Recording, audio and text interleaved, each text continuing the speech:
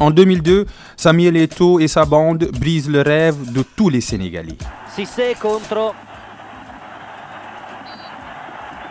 Alioune Boucar, parte Cissé, para! Il Camerun vince la Coppa d'Africa! Il Camerun vince ancora la Coppa d'Africa! 3 errori consecutivi del Senegal, è venuto il braccino al Senegal. Ha segnato i primi 2, ha sbagliato gli altri 3, incredibile. Bruno Mezzou deve accettare, questo è un problema di esperienza, è un problema... Mais 10 ans après, sa terre natale porte chance aux Lions. Le rectangle vert lie le Sénégal et le Cameroun. Duo, mais parfois duel, entre les Lions indomptables et les Lions de la Teranga, c'est le pleurer rire. Des rencontres épiques, des oppositions électriques, avec des dénouements parfois historiques. Cette rivalité ne date pas d'hier, les deux équipes se séparent rarement avec plus d'un but d'écart. Alors voilà le début de l'action, Issa conduite de balle, il passe son adversaire, il va continuer, le coup d'œil, et voilà, l'extérieur du pied, le contrôle, et la frappe de Dembaba. Quel but, quel but! En tant que joueur, ses déplacements sur le terrain sont scrutés à la lettre. Le quadruple ballon d'or africain était l'élément moteur à maîtriser pour dominer le match, mais une tâche difficile pour l'artificier qui connaît bien. Joueur, ambassadeur, légende africaine, président de la Fédération camerounaise de football, le parcours de Samuel Eto'o inspire. Samuel Eto'o aime le Sénégal qui le lui rend bien. C'est notre invité spécial sur ce plateau et le prétexte est bien évidemment la Coupe du Monde qui démarre dans moins de 100 jours. Vous qui êtes très au fait de ce qui se passe actuellement au Qatar, dites-nous à quoi devrions-nous s'attendre en termes d'engouement, de festivités, d'effervescence? Une très belle Coupe du Monde. Vous savez, on dit généralement que ce sont les meilleures nations qui sont qualifiées. Même si pour nous en Afrique, je suis très heureux des 5 nations qualifiées. En plus avec toutes les émotions qu'il y a eu pendant ces qualifications.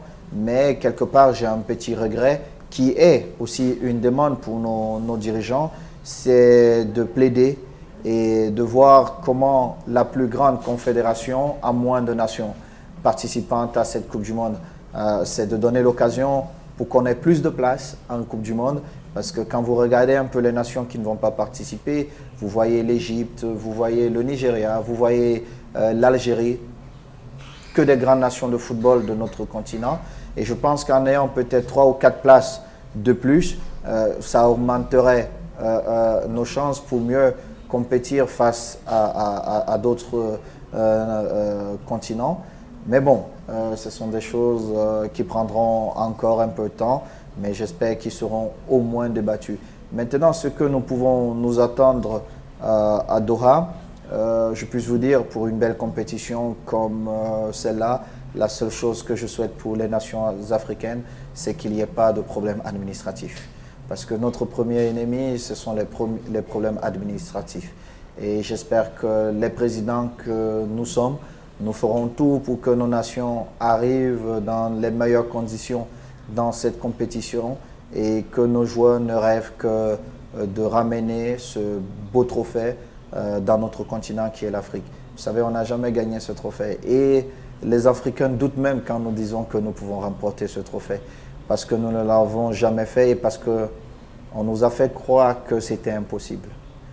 Et justement, qu'est-ce qui sera déterminant pour que nos 5 représentants fassent le parcours de qualité que tout un continent attend d'eux? C'est juste que les gamins rêvent que c'est possible. Être champion du monde, c'est être le meilleur de cette rencontre. Ce n'est pas 200 rencontres, c'est cette rencontre. Et pour être champion dans les divers championnats, il faut parfois faire 30 et poussières de rencontres pour être champion. Donc, c'est à la portée de ces garçons-là. Et aujourd'hui, nous jouissons du meilleur joueur au monde. Pourquoi notre continent ne peut pas rêver? Je vais vous raconter une histoire que je partage souvent avec certains joueurs de mon équipe nationale. Je dis souvent, ce qui était difficile pour moi, c'était quand j'étais plus jeune et que je me réveillais un matin et je ne savais pas comment j'allais me nourrir, malgré tous les efforts de mes parents. Et aujourd'hui, malgré toutes ces difficultés, aujourd'hui, je vois que j'ai pu avoir une très belle carrière. J'ai pu gagner pas mal de trophées. Donc pour moi, rien n'est impossible tant qu'on croit. Et ce dont nous avons besoin justement, c'est d'amener ces enfants à croire que le plus difficile pour eux est derrière eux parce que ce sont des privilégiés. Ils n'ont plus certains problèmes que nous avons peut-être connus ou qu'ils ont connus quand ils étaient jeunes. Aujourd'hui, nous leur demandons juste de prendre beaucoup de plaisir dans ce qu'ils aiment, qui est leur passion. Alors, justement, la particularité de cette Coupe du Monde, c'est qu'elle va s'organiser sur une superficie un peu réduite, 60 à 70 km entre les terrains, mais c'est une période aussi connue des équipes africaines.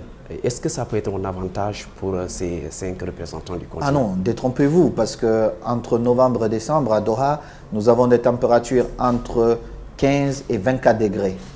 Donc faites très attention, il ne fait pas très chaud comme on peut l'imaginer. Non, il fera plutôt froid. Et des stades climatisés. Et les stades climatisés. Donc vous aurez des températures dans les stades entre 17 et 20 degrés. Donc ce sont des températures qui seront agréables pour tout footballeur.